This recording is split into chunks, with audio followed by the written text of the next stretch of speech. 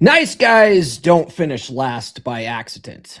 They build the finish line themselves.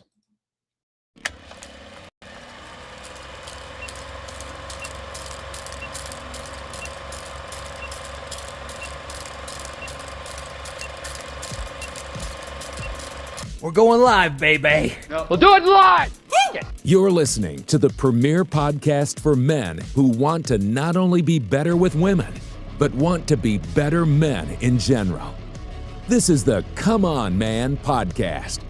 And here's your host, Paul Bauer. Paul Bauer. Paul Bauer. Paul Bauer. Paul Bauer. Paul Bauer. Paul Bauer. He is a certified master life coach and NLP practitioner. It's true. It's damn true.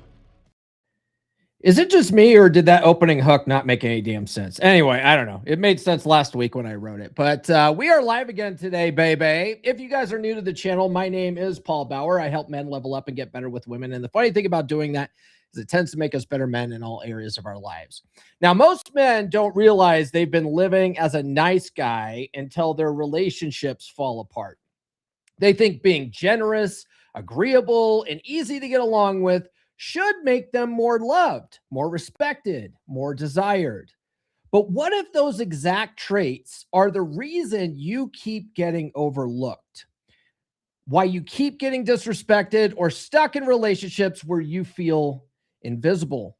Stay with me to the end of this episode, because once you see these patterns in yourself, you'll never look at your behavior or your relationships in the same way again. Now, this list we're going to go over today, it's a list of 12 core traits found in men with nice guy syndrome.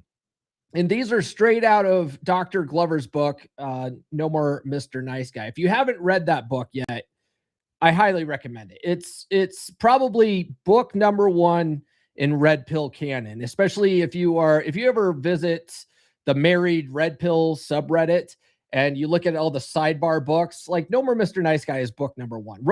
I love Rollo Tomasi. I love The Rational Male, but No More Mr. Nice Guy is the first book you need to read to wake yourself up, okay? Now, I don't know how fast we're going to get through these, so it might be a shorter episode than normal, but that's okay. I just got back from Phoenix, Arizona last night with Nurse Chick, and so I'm not even mad. I'm not even mad if we don't go for the full hour. So, so the first one we have here is that nice guys are givers. Nice guys frequently state that it makes them feel good to give to others. These men believe their generosity is a sign of how good they are and will make other people love and appreciate them. And this is the thing. This is what differentiates a good guy or a nice guy from a good guy. Okay. It's not inherently bad to give. Okay. It's not inherently bad to give. Okay. The problem becomes when you give to get. All right. Now, which is really interesting. I had one of my 3% brothers on the podcast a couple of years ago, and this guy's relatively popular in the space. He's been on all the major podcasts. He's been on Access Vegas. He's been on Fresh and Fit. He's been on whatever. He's one of the only guys from the 3% brotherhood that actually got to interview Corey Wayne. So I had to have him on the podcast. I was like, how the hell did you get Corey on the podcast? Because Corey doesn't do interviews with anybody. And one of the things that he said in that interview that really stood out to me was he said, givers get. And that's not entirely untrue. But the problem with nice guys is that they expect it. Right? You expect to get something in return for what you give. And when you don't get what you want or what you're expecting in return, that builds resentment. And then your resentment starts showing in your behavior. You start lashing out at people. It goes to show that you weren't really giving out of pure generosity because you do want to be a giving person. You're doing it in order to get something. You're expecting something in return. And this is one of the hardest things for guys with nice guy syndrome to break. This is one of the biggest reasons why your resentment will bubble up in your relationships and actually push your woman away, is because the only reason why you're doing nice things for her is in order to get something in return. Okay. So that's a habit you actually need to break. Okay. You need to, if you want to give, like give because you genuinely want to give, give value, do something nice for someone. You know what I mean? Like, for instance, on Valentine's Day, right? On Saturday. See, Nurse Chick treats me better than any woman I've ever met, right? Like Nurse Chick puts so much investment into the relationship, it's redonkulous. So when I give, it's because like I genuinely appreciate everything she does. It's not because I'm doing it expecting something. You know what I mean? And I know that if she plays her cards right, she's going to get it.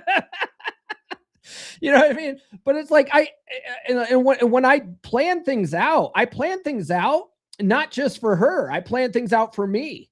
You know what I mean? Like a lot of guys, especially on Valentine's Day, that just happened this weekend. A lot of guys are literally going out of their way to try to get brownie points. We had a guy in Wolfpack the other day talking about how he was doing these things for brownie points. And I was like, bro, you need to get that out of your vocabulary. Get the idea of brownie points out of your vocabulary. You might as well just say you're doing covert contracts. You know what I mean? So like I planned out our Valentine's Day evening based on stuff that I wanted to do. Now, there was one thing where she had mentioned before we left that she goes, oh, there's PF Chang's in Phoenix. And the thing is, we live out in cow country. We live out in the middle of nowhere. There's no PF Chang's out here.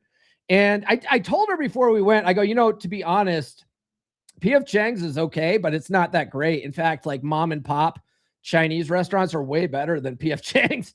I go, you know, a Chinese restaurant's good when it's a family-owned restaurant and you have like two little kids in the front doing math homework. You have a little kid that's giving you a menu and stuff like that. Those are really good because those are authentic Chinese restaurants. PF Chang's, it's okay. You know what I mean? But anyway, I knew, like she said that, I knew that that's a place that she was probably thinking about. She's always wanted to try it out probably. So I was like, okay, cool. I'll book reservations for PF Chang's. But I also planned an evening at we went to a stand-up comedy show with Pauly Shore. Pauly Shore was in Phoenix. I was like, oh, Pauly Shore's in town. I've never seen him live. Dude looks terrible. He's like 58 years old. He's got gray hair. He even said it at the beginning of his set. He's like, I look like Jeff Bridges, bro. Like, yeah, you do, man. But anyway, I was like, I'm going to take Nurse Chick to something that I would like to do.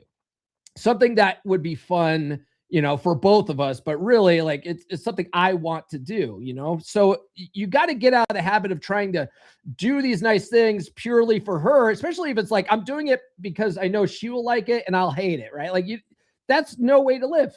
That's no way to live. And then she won't appreciate it anyway. And then you're going to have resentment because you're like, God, I took her to go see this thing. I didn't even want to go see it. Right. It's like, stop doing that kind of crap. Okay. So nice guys are givers, but they're giving to get. That's a big sign of being a nice guy. By the way, guys, I do have new episodes every Monday, Wednesday, and Friday, even if I'm traveling out of town. Do be sure to like, subscribe, hit those notifications, would you? Okay. So the next one we have on the list here is nice guys fix and caretake. If a person has a problem, has a need, is angry, depressed, or sad, nice guys will frequently attempt to solve or fix the situation, usually without being asked. Okay. Now we had just give you an example of this, and this isn't to crap on this guy. I just don't think he had quite realized it until we pointed it out to him, But this guy was at a very important work event. And he was expected to like get up. And I think it was at like a trade show or something. I don't know, but he had to like get up and give a big presentation. And like, it was a big thing. It was a big thing for his career. And his wife calls him out of the blue because she has a flat tire, somewhere. And he had his initial gut instinct is like, oh my God, should I just drop everything and go rescue her? Right. And so the blessing the blessing of being in the wolf pack is you can before you do something stupid, you can drop it in the pack and be like, guys, am I being retarded here? I'm probably going to get demonetized for saying the R word. So guys, do be sure to send super chats. Okay. But so he drops in there. He's like, guys, what should I do? Should I drop everything and go save her? Or should I tell her to call roadside assistance? And, because this is a big deal for me or whatever. And we're like, tell her to call roadside assistance. Like this is a big deal. You don't have to drop everything all the time for your lady. And that's what road assistance is there for. Why are you paying for it? Right. So that's what he did. He calls her. He's like, honey, call roadside assistance. They'll fix things up for you. I'm whatever. So anyway, she calls roadside assistance. They come, they fix the flat tire for her and everything. She's back on the road. He gets home and he checks in with her. He's like, the roadside assistants take care of you. And she's like, yeah, everything's good. He's like, okay, great. See, like problem solved. You don't have to drop everything. But the thing is that when we have nice guy syndrome, and most of us are wired for it, that's our gut instinct. We're like, oh crap, what do we do? And then it causes a lot of undue stress on you because you're like, God, this is so important to me. I need this for my career. I'm going to drop everything for her. And then she's not going to appreciate it anyway. And then you're going to be resentful of her, right? So you got to stop doing that kind of crap, right? You don't have to always rescue other people. Another thing when it comes to that, where it says you'll attempt to solve and fix the situation. This is something a lot of guys have a habit of, and they need to break it, right? When your woman comes to you with her problems, like she talks to you about like the problems at work, problems with the kids, all this kind of stuff. A lot of times women just want to emote. That's how they solve things. That's how they work through things, is they just want to hear the words coming out of their mouth and like express their feelings verbally. And then they want to see how expressing their feelings make them feel. It's all just one big feeling circle jerk, right? And us as problem solvers, we hear this stuff. There's a clear solution. And so we're like, oh, well, there's a clear solution. Well, this is how you solve that problem, babe. Right. And the thing is that women don't want us to solve their problems all the time. They just want us to listen. It's the hardest thing for guys to understand. And we're such logical, rationally minded, typically beings that we're like, why wouldn't she want to solve this? Women are being, retarded, right? I'm trying to fix that so I don't get demonetized. Women are being silly. Like, women are foolish. Why wouldn't they want this problem solved? It's like, look, women aren't men. Okay. And the thing is that once you realize this, you don't have to solve all their problems. It's so freeing. It's so freeing. It's like, oh my God, I got my own crap to deal with. I don't have to deal with her crap. Oh, dude, this is such a load off my back. All you have to do is listen to her and just go, occasionally say, how's that make you feel? Oh, that sucks. Yeah, I told you that bitch crazy, right? Like, that's all you have to do.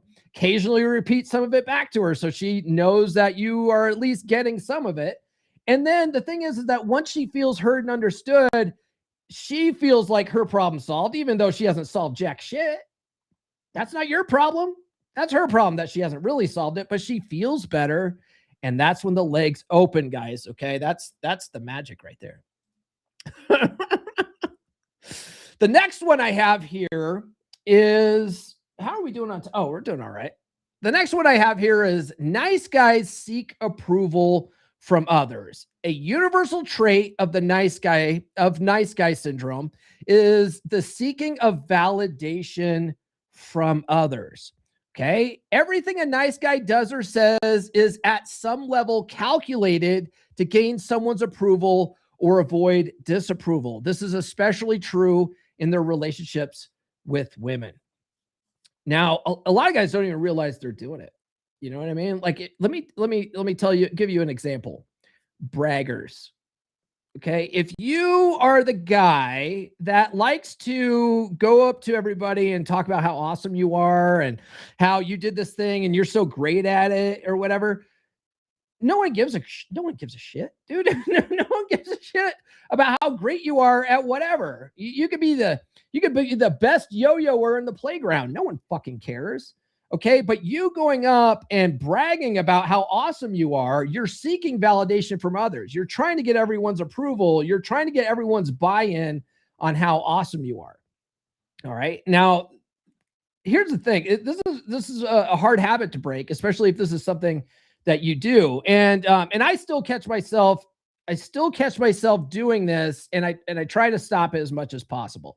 But let's say something awesome happens for me in my day. Something happens awesome with the podcast. Maybe I sold 100 books today or something, and I think that's great. And now my first gut instinct is I got to go tell Nurse Chick about it. Hey, Nurse Chick. Hey, Nurse Chick. Did I tell you about how awesome this was today or whatever? And I still probably let it slip a lot, but I try as best as I can, because I'm not perfect either, guys. I try the best I can to catch myself in the midst of that. And then I have to tell myself, I actively tell myself, whether it's true or not. I think Nurse Chick's a very sweet woman and stuff like that. But I try to actively tell myself, she doesn't care, bro. She doesn't care. But that's just, I do that not because she doesn't care. She probably doesn't. But I do that just so I could break that habit. Okay. If your gut instinct is to try to talk up how awesome you are because you're seeking that validation, you got to break that habit. You got to tell yourself, like, you got to save that shit. Right. And you got to learn how to self-validate. Self-validation is where something awesome happens and you celebrate it privately. You just go, man, that's fucking awesome. I'm super awesome. I'm awesome. I'm an awesome guy. I'm going to celebrate however you do that. I'm going to celebrate by banging the shit out of my girl. She's like, what got into you? Don't worry about it, babe. You don't worry about that. Right. But that's how you got to catch yourself. Like, are you trying to get people's approval? Are you trying to get people's buy-in on what you're doing? That's approval seeking behavior. And it's something that nice guys do. And it's something to be aware of. Okay. I'm not like, if this is something that you guys do, this is something you need to be aware of. Okay. Now, one thing I noticed over the years, I noticed it in the original 3% Man group. I occasionally notice it in Wolfpack, but there's this concept of field reports, right? There's a concept in Red Pill of field reports where you're supposed to be honest with yourself. I just finished, Nurse Chick and I just listened to David Goggins' book. You can't hurt me. Right? Or you can't hurt me, or whatever it's called. We're going to be talking about that on Frame Friday. And he calls it at the end of his, near the end of this book, he calls it an after action report. It's the same idea. It's the same concept. In fact, the whole concept of field reports in Red Pill came from the military, right? Basically, you want to look at the end of the day and look at what you did right and what you did wrong. So that way you can be aware of it and course correct.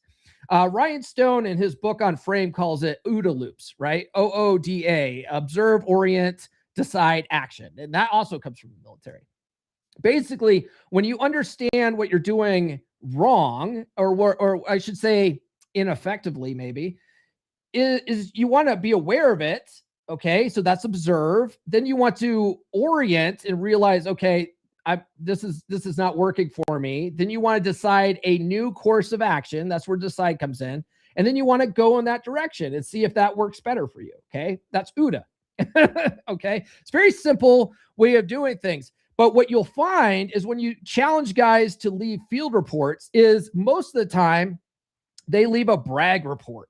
Right? Like, oh, this was awesome. I was so fucking awesome. And then I did all this awesome shit. And then I was so smooth and awesome. And then I banged her brains out and I awesomely banged her brains out. It's like all that when you're just bragging about yourself like that, that's validation seeking behavior. Okay. If you're not talking about what you did wrong, you're just bragging. Okay. But you're never going to get better until you express what you did wrong so that you can make changes where things aren't working right. You understand? Do you understand the difference there? So you need to break that habit of approval seeking, because when you're bragging, you're essentially approval seeking. Okay. I hope that makes sense. By the way, guys, let me ask you, have you ever done something for a woman hoping she would notice and she barely reacted at all? Let me know in the chat or the comments if you're watching the replay. We've all done it. Like, we've all done it. Be honest with yourself. We've all done it. You've done something for a woman hoping she'd notice, and then she barely reacted at all, and you were pissed about it, right? Let me know in the chat or the comments if you're watching the replay. If you're listening on Spotify, drop a comment there too. So the next one we have here is that nice guys avoid conflict. So nice guys seek to keep their world smooth. To do this, they avoid doing things that might rock the boat or upset anyone.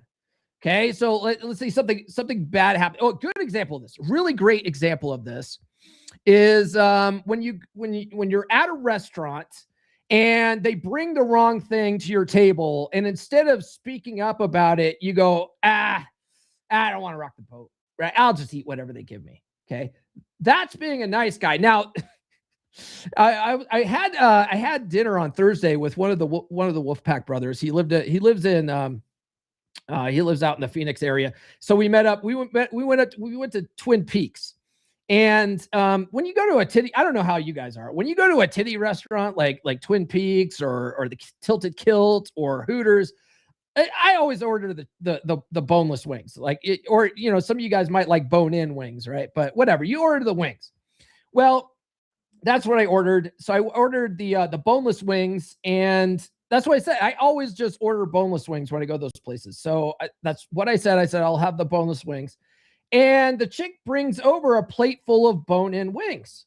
And so I go, oh, I ordered boneless wings. I handed it back to her, and the brother's like, oh, I could have swore you said bone-in. I go, must be the loud music, because I clearly said boneless. So I sent that shit back. Now I can understand not wanting to send food back. If you ever see the movie Waiting, God bless. If you ever see the movie Waiting, like there's that bitch in the restaurant that's she's just being an epic bitch to be an epic bitch. She's sending everything back. Everything's wrong. She's complaining about everything. The food's too cold, whatever. This food's got this, whatever. So when the lady brings the food back, all the cooks in the kitchen are putting like pubes on it, and they're spitting on it and blowing their nose in it and all this kind of crap. Like, yeah, I worry a little bit about that too. But if they clearly took down the wrong order, you know what I mean? Like, send that shit back. Okay. Send that. Don't be afraid to send that kind of shit back. Okay. You don't need to always avoid conflict, and you don't have to be, you'll end up not getting what you need out of life if you're constantly avoiding conflict at all cost. Okay. You can't always avoid conflict. So don't even try. Let's see here. Nice guys believe they must hide their perceived flaws and mistakes. These men are afraid that others will get mad at them, shame them, or leave them if some mistake or shortcoming is exposed, right? Now, God, we're all probably guilty of that, right? Like, we all want to maximize our strengths and minimize our weaknesses, don't we? But I want to invite you guys to not be so scared of having a flaw, be out there.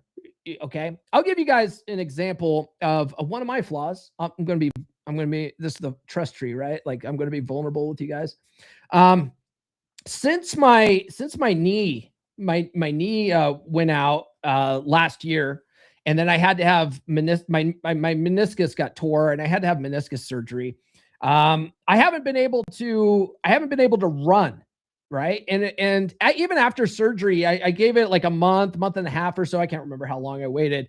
And I tried to run. I just fucking couldn't, like my knees just don't feel the same anymore. And they kind of hurt. Right. They hurt if I just, I bought a rucksack back in December, like one of those weight vests. And I went hiking, like I went walking with the weight vest for a couple of weeks, and that hurts my fucking knees. Right.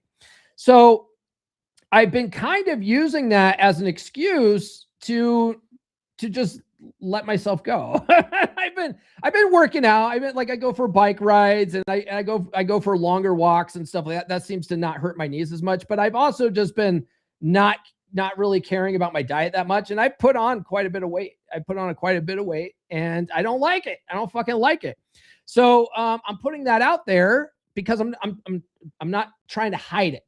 Okay. I hope that's a good example. I'm not trying to hide it, but I am trying to do something about it.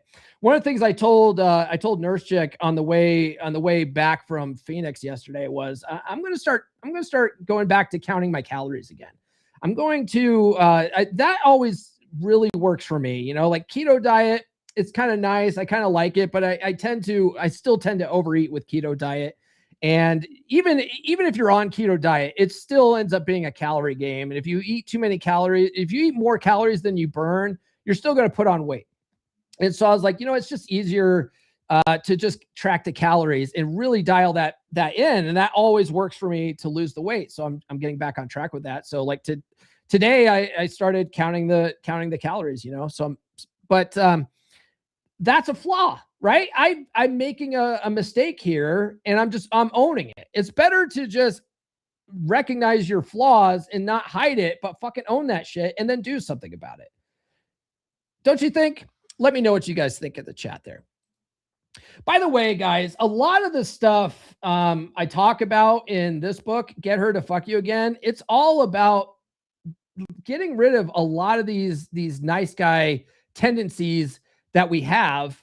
And once you do, you become way more attractive to women because you stop trying to like hide who you truly are. A lot of being a nice guy is about having a fucking mask on your face. And you never actually are the authentic person, and you're not living your true life. So you got to break those habits. Are you tired of the dead bedroom? Wondering what happened to the passion, the connection, and the spark? Well, here's your answer.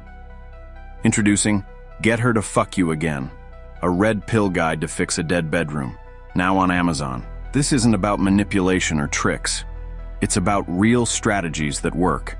If your wife has stopped being intimate with you, it's not because the love is gone.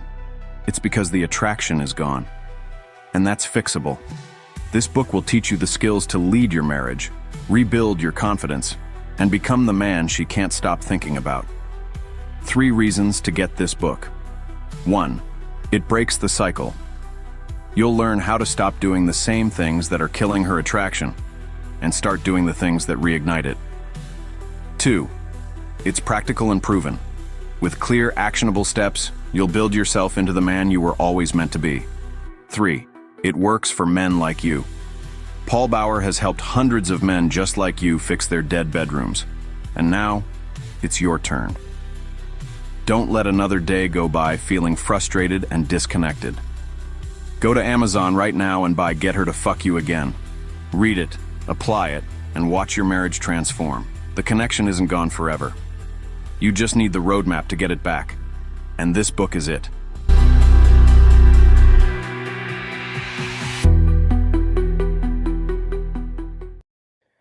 By the way, guys, I don't see any super chats in here, so let me just remind you that smashing the like button is free. So if you're a little low on cash and you can't afford a super chat, just smash that like button, would you? Nurse Chick's in the house. She says, "Good morning, gentlemen." She always gets this. I'm so naughty. I'm gonna come. Yep. That pussy must be ridiculous. Guys, it is ridiculous. Let me just tell you that right now. Brother Wade's in the house. He says, "Good Monday morning." And Brother Kamal's in the house. He says, "The host of this podcast is the nicest guy I know." Fuck you, Kamal. Fuck you, man. Do you still think I'm nice when I said that? And then Nurse Chick says, "Our waitress noticed the not a nice guy sticker." Yeah, I have this on the back of my phone. Not a nice guy. She says, "Our waitress noticed the not a nice guy sticker and said, 'Well, you seem nice.' And she says, 'He's a gentleman, not a doormat. There's a difference.'" By the way, guys, if you want a not a nice guy sticker, you can order hold on, let me just bring it up here. I gotta pull up. Oh God. Oh, come on. It's gonna be a whole thing. Hold on. Let me get it here.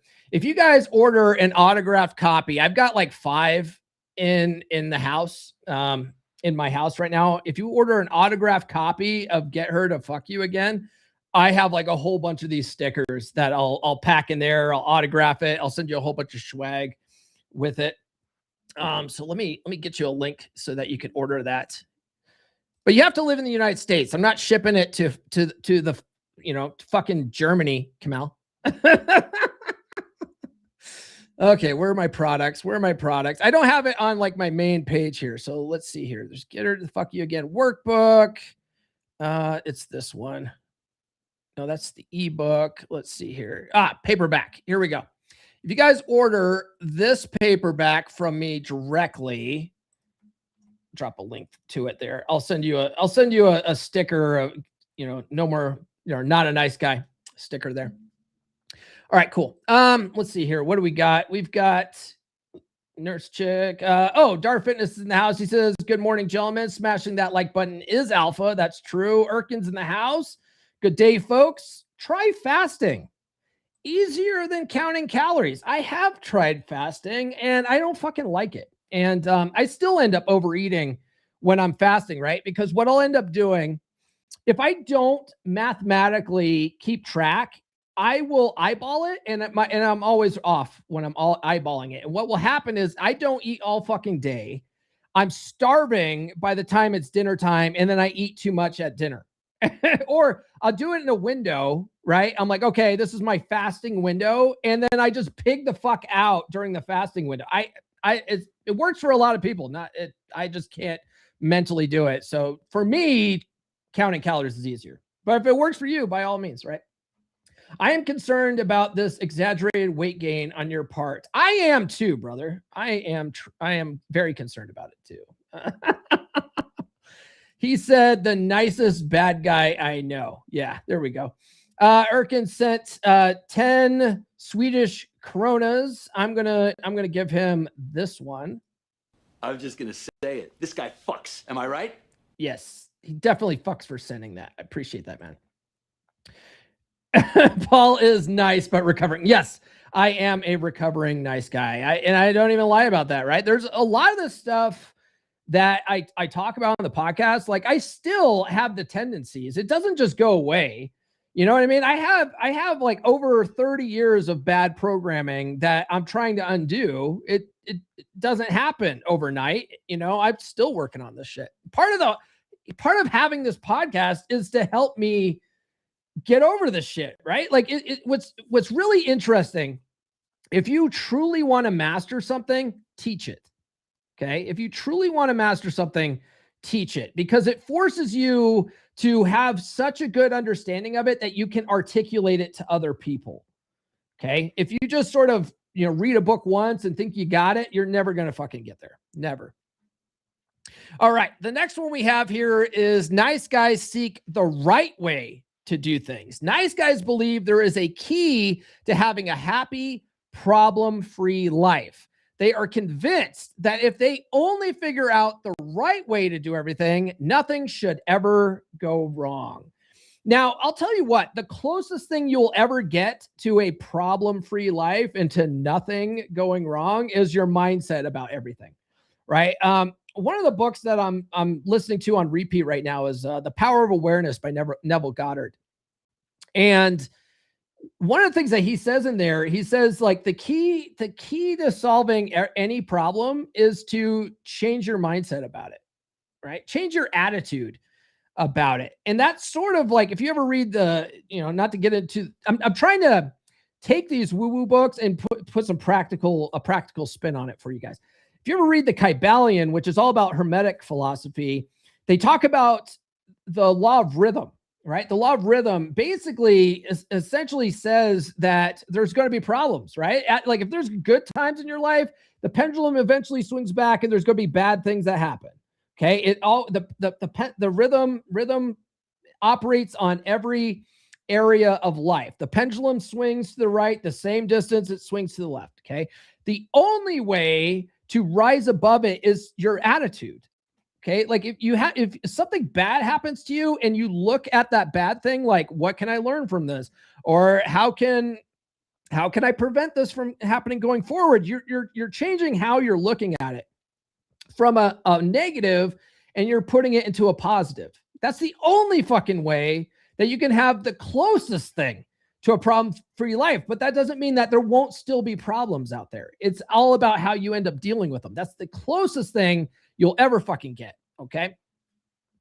Oh, by the way, be like Erkin, guys. Do send super chats. All right. My Facebook ads haven't been operating as efficiently as I'd like them to be. So I'm really counting on you guys to support the show a little bit, at least for this week.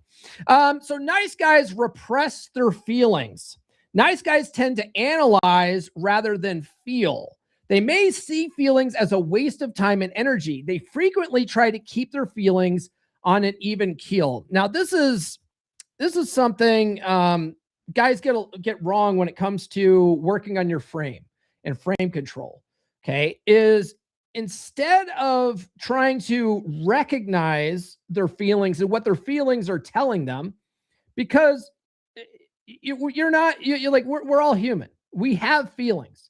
Okay, just because you're a man and you're supposed to be this rational being and you're only supposed to be, think fucking logically all the time, and these fucking women, they're operating by their feelings, and they don't, whatever bullshit that you heard on some fucking toxic red pill podcast. Like, yes, I'm a red pill podcast. Yes, my social media content's toxic as fuck, but the podcast itself is very, very useful. You have feelings, and you should feel bad for having feelings. I'm just kidding. But the thing is that there's a difference between having emotional control and repressing feelings. Okay. The thing is, when you're trying to repress feelings, you try to act like things don't bother you that bother you, instead of looking at it and going, God, I feel really bothered by this. Why do I feel bothered by this? Right. And then working through that process and not holding on to it. The thing is, you try to stuff it down and act like things don't bother you that bother you. And then you pack it all down until you can't fucking take it anymore. And then you fucking blow your lid. Right. Like, let me know if that's ever happened to you. That was me. That was me. If you talked to me 15, 20 years ago, I was the guy that would just just pack it in until one day something really set me off, and like all things were hitting me at once, and I just fucking would lose my shit. Right. I had major anger issues, and it's something that I've worked on quite a bit over the last, I would say the last 10 years. I've really been working on my anger problems, and a lot of it was because of repressed feelings. Right. I'm trying to like pack everything in, trying to act like things don't bother me that bother me. And now things typically don't bother me as much as they used to. Right. A good example of this, I used to get really stressed out when some kind of emergency situation happened. Okay. Now, on our way to Phoenix, this last week on Wednesday, on our way to Phoenix, as we left Cortez, we passed the Four Corners area. We're driving through the Navajo Nation, right, in Arizona, and we're in the middle of fucking nowhere, right?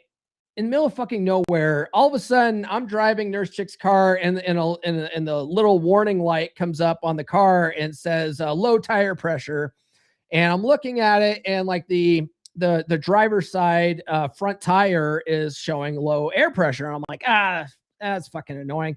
Right. And a lot of times when your sensors go off, it's just a little bit of low air and it's no big deal. And you'll fill it up, when you get to the next gas station. It's still kind of a pain in the ass, but it's not that big of a deal. Well, I'm looking at it, and I just noticed that the tire pressure just keeps dropping. It's dropping. I'm like, oh shit, no, this is a problem. That something's wrong. And so I pull off to the side of the road, and like by the time I pull off the side of the road, it's down at like 11 PSI. I'm like, we got a flat, right? So I pull off, I get out of the car, and you can hear it. In fact, when I open the car door and I look at the tire, it's fucking dropping, right? And Nurse Chick can hear the air it's from the passenger seat. She goes, is that the tire? And I'm like, yeah, we got a flat. And this is Nurse Chick's car. We took her car, one, because it gets better gas mileage than my truck, and two, it's a fleet car, so like we didn't have to pay for gas. And so it's funny because I love Nurse Chick, and but you can just see like her eyes got really wide, like, oh fuck, right? Because we're in the middle of nowhere. And I'm like, oh, it's cool. Like I go, you have a tire changing kit, right? And she's like, I don't know. I don't think so.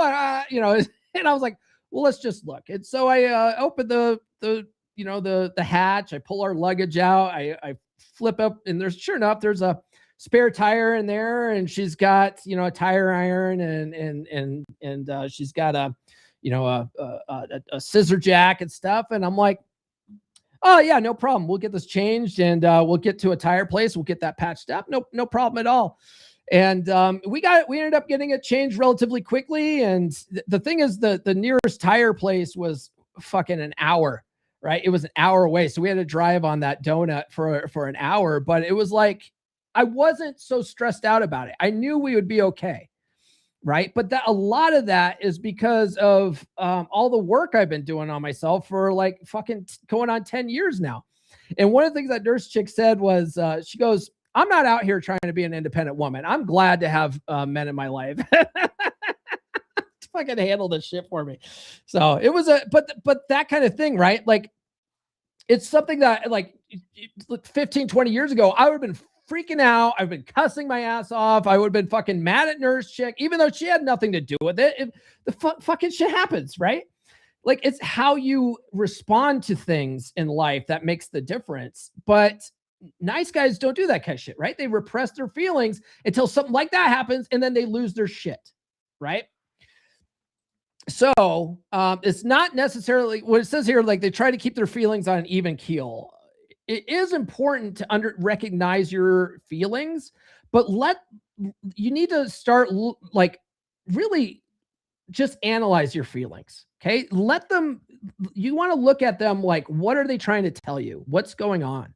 What's really going on? And that takes work. A really great book on that is the book Letting Go by Dr. Stephen Hawkins, I believe is what his name is. Phenomenal book. And one of the things I learned from that book is that we tend to hold on to negative feelings. We tend to hold on to them. And the way we hold on to them is by trying to fight them, trying to resist them, right? And try to repress them. But we don't do that with good feelings. Good feelings just flow to and through us. Like, we just, like, some good happens, it's awesome. We feel good in the moment, and then life moves on.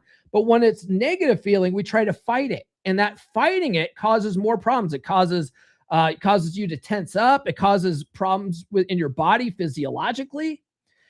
Instead, just take a deep breath and just recognize the feeling, and let the negative feeling flow to and through you also. Just like you would with a good feeling, and you'll have a completely different life. You'll have a completely different outlook on things. Okay. So it's not bad to control, have some emotional control, but it is bad to repress and try to repress your feelings. Okay. The next one here is, nice guys often try to be different from their fathers. Many nice guys report having unavailable, absent, passive, angry, philandering, or alcoholic fathers. It is not unusual for these men to make a decision at some point in their lives to try to be 180 degrees different from dad.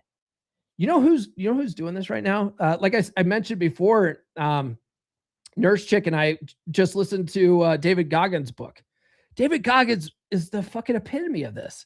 His dad used to beat the shit out of him, beat the shit out of his brother, beat the shit out of his mom, until his mom finally got up enough courage to escape and brought the boys with him. But the oldest son ended up going back with the father. But David Goggins went on a completely different level, to a point where I would say he's at an unhealthy level of trying to go the other direction from his father, right? Trying to go hard all the fucking time, right? That's fucking nice guy syndrome, like, bubbling up. I'm willing to bet that's a little bit of nice guy syndrome. He's also had 3 divorces from 2 different women. And then at the recording of the book, he was like working on, like, he had a fiance and shit like that.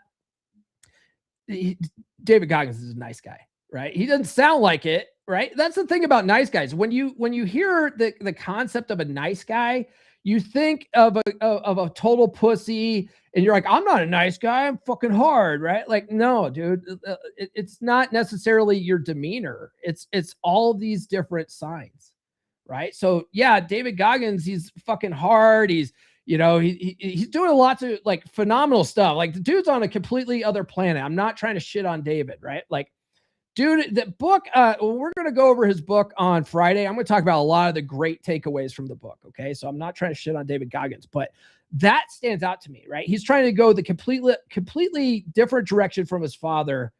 And that's a big problem. You know what I mean? And one thing, there's these faceless masculinity accounts on X. A lot of them come out of India and fucking Nigeria and shit like that. But sometimes they have some gems, and there's one, they all recycle the same bullshit, right? One of them that I see frequently says, forgive your father.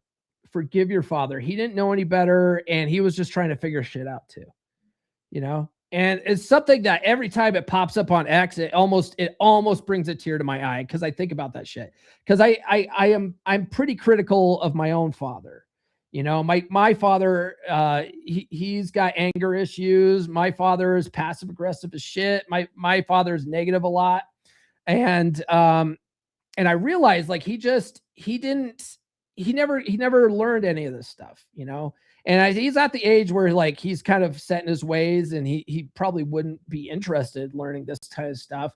But also he was doing the best he could, you know, he was doing the best he could. He was doing what he thought was right. And so it's like, sometimes I have to, at least in my heart of hearts, just sort of like forgive the negative things that, you know, cause he was just trying to figure shit out too. You know, we all are, we're all just trying to make it through this life. We're all trying to figure out, you know, the best way through, and none of us are perfect. Right. But nice guys, they're often try to be different from their fathers. By the way, if you guys really want some help getting over nice guy syndrome, we have a bunch of recovering nice guys in the Wolf Pack that are where you were at. And they've got a lot of guys who are past where you're at. And it's a great place to swap notes and get over this shit. Beer club? Not anymore.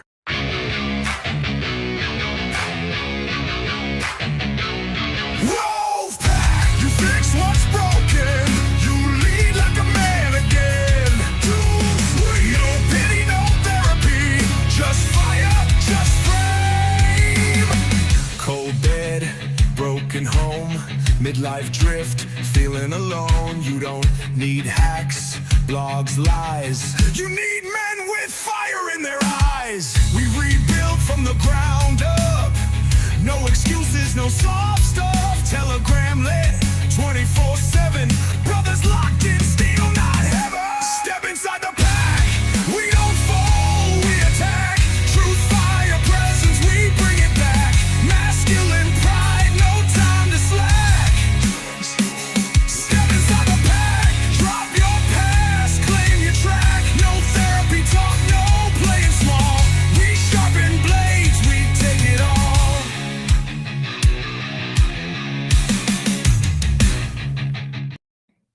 All right. Brother Dar says, counting calories from time to time is a good way to keep things dialed in. Keto is really easy to overeat because of all the extra, all the extra calories or all the extra fats. Wings and ranch are super calorie dense. Yes, but also, I don't know if you know this, and I know, like, if you guys don't follow Dar Fitness, follow him, man. He's got really great advice when it comes to fitness and nutrition. He's also in the pack. If you guys are join the pack and you guys are in the fitness accountability subgroup, which is all of our subgroups are free for pack members, right? So if you're in the fitness group, Brother Dar's in there just fucking dropping all sorts of knowledge bombs like this. But one thing, I don't know if you know this, brother, is that calories don't count when you're on vacation. So Paul, that's not fucking true. That's not fucking true at all. Okay, let's see here. Brother Wade sent $5 super chat. We're gonna round up $5 super chat, and he just put this fucking fire, man. And I'm gonna give him this one here. Respect the cock and tame the cunt. Goddamn right. That's what we do on this podcast. All right. And then Dividend Gypsy says, wow, this has been my personal experience and pattern. Thanks for sharing your work. What is our daily habits that we as men can do in order to work on frame control? Well, I'm glad you asked. We usually talk about that kind of stuff on Frame Friday, but if you haven't read this book yet, Psychology Paradigm, I would start with that book and listen to that on repeat, right? Listen to that book on repeat. That would be a good thing to do. There's lots of activities and suggestions and exercises you can do in that book as well. And then he also says, procrastination is the bane of my existence. Dude, I'm a massive procrastinator. It's a bad habit. A lot of it is, what I find is when I'm procrastinating, it's because in my mind, I built up a story about what it is that I'm procrastinating on. And it's like, to me, it's a grind. Like whatever it is, it's a grind. But when I just say, you know what, Paul, fucking do it now. And I go and sit down and do it. It's never as bad as I built it up in my mind. You know what I mean? So it's like, you just got to build up the habit of saying, do it now, right? Super hard.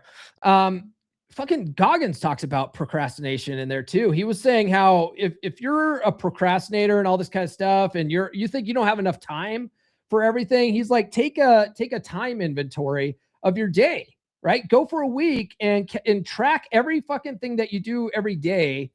And when I was working with a business coach last year, that's one of the things that he was saying, because some of these ladies in the group were like, I don't have any time. I don't have any time to do all this stuff. And he's like, bullshit. How much time do you spend fucking scrolling on your phone on TikTok? How much time do you spend talking to your fucking friends on the phone? How much time do you spend fucking texting and shit, right? He's like, on any given day, there's probably 4 or 5 bullshit hours that you can, cut out and focus on the shit that you need to do. You know what I mean? It's just like, you just got to be aware of it. You know what I mean? Brother John says, promise keepers. Yes, promise keepers are the perfect example of guys that are like, I'm not going to be like my dad. I'm going to be a fucking nice guy.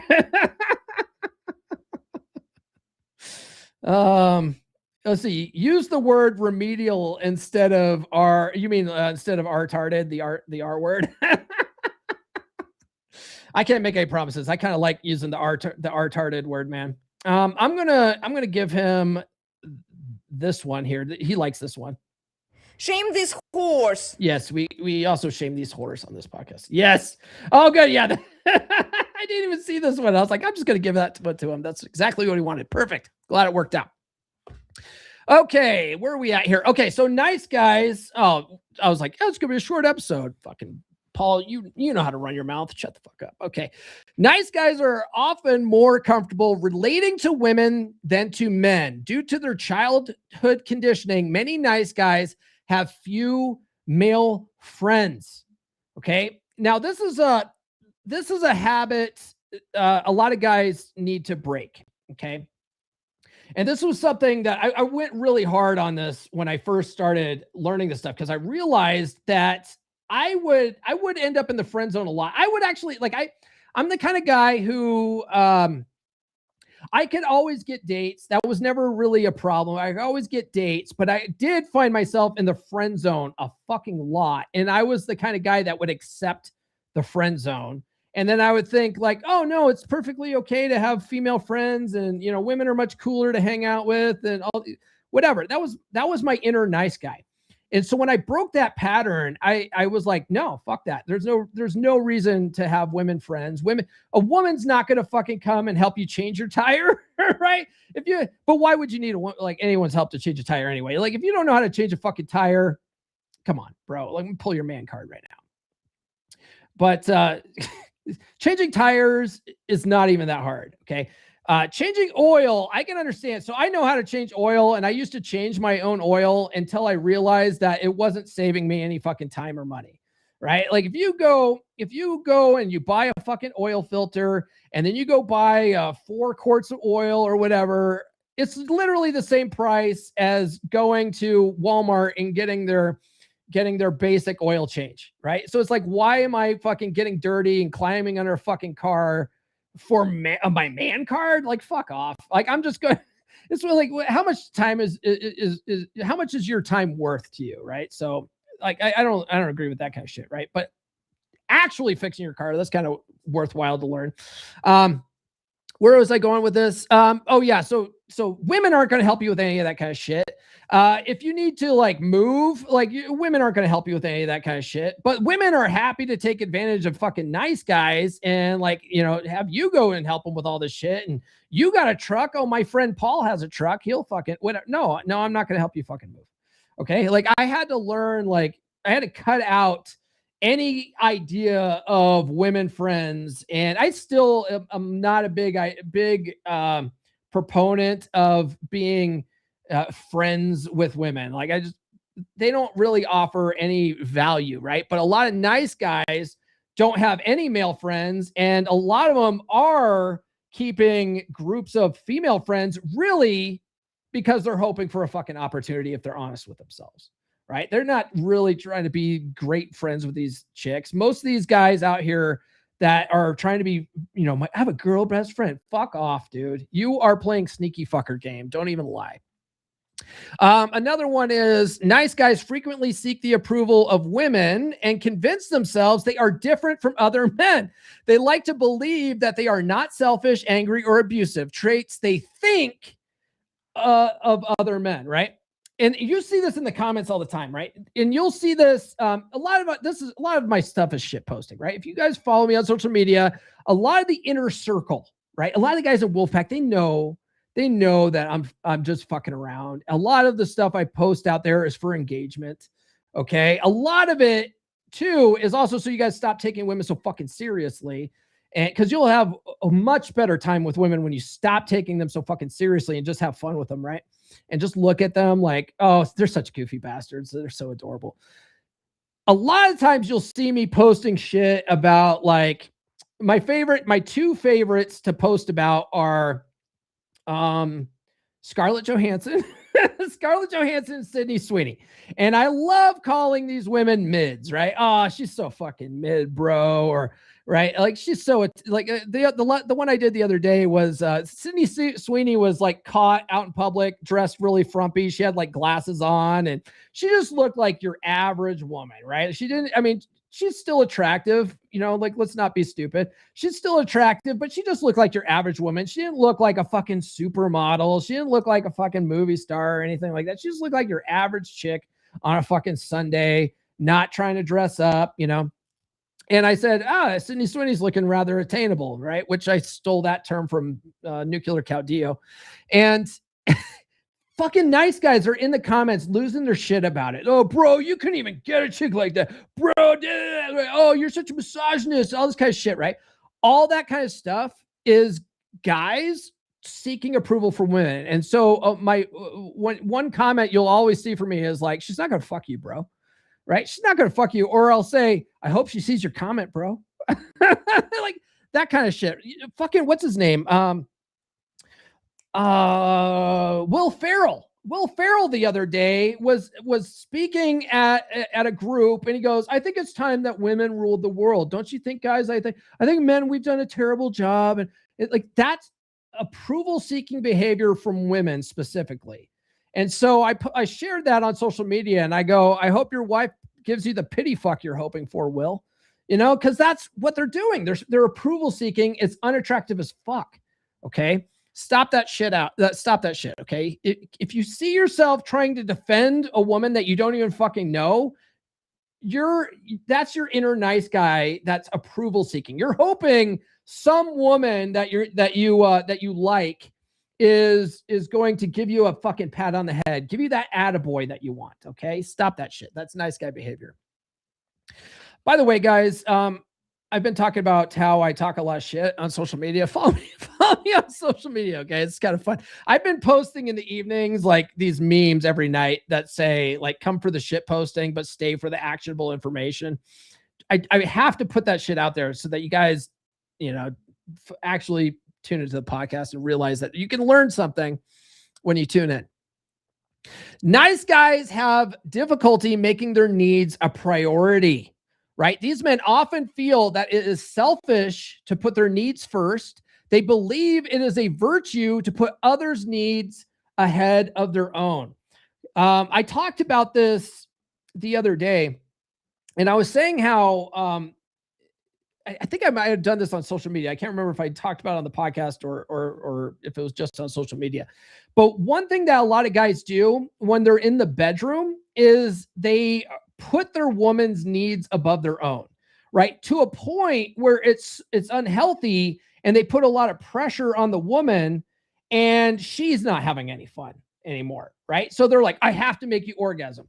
A good example of this is guys trying to make their woman fucking squirt, right? Oh, if I don't make her squirt, I ain't shit, right? It's like, first of all, although I saw on Paul Benjamin's channel, he was talking about how like women squirting is a real thing, but a majority of the time it's piss. Women are pissing on you. Okay. And a lot of it is they're pissing to make you feel better. Okay. Which is fucking gross. Right. In Sterling Cooper, who is an acquaintance of mine too from the Manosphere, and he's been on the podcast before. And we were mutual friends with RP Thor and stuff like that. He's talked about it too. He says, like, when you see like squirting videos on in porn and stuff like that, he says women will the night before drink a shitload of water, and then right before the shoot drink a shitload of water, so that when they're pissing, it's clear. And so when you're seeing these squirting videos in porn, it's women pissing. It's fucking gross if you think about it, right? Anyway, didn't mean to go off on that tangent, but a lot of guys will go hard and I've got to make her come, to the point where they're like, I don't even care if I come or not. I've got to make her come. And that puts a lot of pressure on the woman, which puts her in her head, takes her out of the experience, and she's not having any fun anymore either. So one of the really great things that Dr. Robert Glover challenges you to do in his book is to be a selfish lover. Just go in there, and he says it's every adult's responsibility to make sure that they have an orgasm when they're having sex. Don't worry about her. Just take what's yours, right? And the thing is that doing that for a while will make you just be more dominant in the bedroom, stuff like that, which will actually tend to make her be more into it. She's like, oh shit, this guy's just fucking tossing me around and taking what he wants and all this kind of stuff, right? And so that's good to do for a while, to at least break your habit of making her needs the priority. Once you get to that place, then it behooves you to actually learn a woman's anatomy and what actually makes her orgasm, so that you can make her come more consistently. But you can't make that your priority. And that's the rub, right? And that's one of the things we're going to talk about in my upcoming book that's going to come out in June, called Dick Her Down Right. It's going to all be about how if you can consistently make her orgasm, she'll forget all about your bullshit. But you can't make that the priority in the bedroom, because then you're actually falling into nice guy habits, right? You're actually making her needs the priority. And the funny thing about doing that is when you make her needs the priority, she doesn't find you as attractive. She wants you to sort of like make sure that you're getting yours. Okay. And then the last one we have here is that nice guys often make their woman their emotional center, right? Many nice guys report that they are only happy if their girl is happy. Therefore, they will often focus tremendous energy on their intimate relationships. This is the happy wife, happy life paradigm, right? And I talk about the happy wife, happy life paradigm all the time on the fucking podcast. That is classic nice guy behavior. That's classic nice guy syndrome. And the thing is that when you go out of your way to try to make your girl happy at all costs, it actually makes her more unhappy. Okay. Women actually get more invested in the relationship the more they invest in the relationship. So you got to actually learn to let your girl do nice things for you. Let your girl do things for you, right? Like in a big part of happy wife, happy life paradigm is not letting your wife do those nice things for you. And I had that habit for a long time. I had to break it. Where, let's say Nurse Chick wanted to cook me dinner. I'd be, oh, no, honey. No, honey. You've had a hard day. Let me cook dinner. Oh, no, honey. You don't worry about that. Let me take you out to dinner, okay? Right? Whatever, to try to make her happy. The thing is that her cooking dinner and serving me actually makes her feel closer to me, right? So I had to learn to just say, yeah, that sounds great. Thank you. Let her serve you so that she feels more invested in you. Okay. But nice guys can't do that. Nice guys are trying to make them happy at all costs. They go out of their way and they end up being dutiful plow horses, and that's just unattractive behavior. And it eventually pushes them away. You got to stop doing that kind of shit. Okay. So those are the core characteristics of nice guys. I hope you guys got value out of that. If you guys haven't read No More Mr. Nice Guy, definitely get that book. It's a game changer. It is required sidebar reading in the Married Red Pill. Tune into the podcast on Wednesday. I don't know what we're going to be talking about yet. I haven't scheduled it, but it's going to be good. I'm probably going to schedule it this afternoon. I'm going to sort of brainstorm and come up with some ideas. Probably going to be talking. I'm leaning towards talking about mirror game. I haven't talked about that in a while. If you guys aren't familiar with mirror game, it's about matching and mirroring a woman's effort, right? Like, so let's say when it comes to texting, and you go to text a chick and she doesn't respond to you for 2 days, like you take whatever she does and you drop it down a notch, right? So she doesn't text you for 2 days, you could wait 3 days to text her back. You know what I mean? It's all about keeping your investment slightly lower than hers. And that's a subconscious, like NLP type thing to show that you're less invested, right? And the thing is that women, if you're more invested in the relationship to the woman, if she feels that you're more invested, it actually pushes women away, right? Because she has to see you as higher value than her for her hypergamy to feel attracted, right?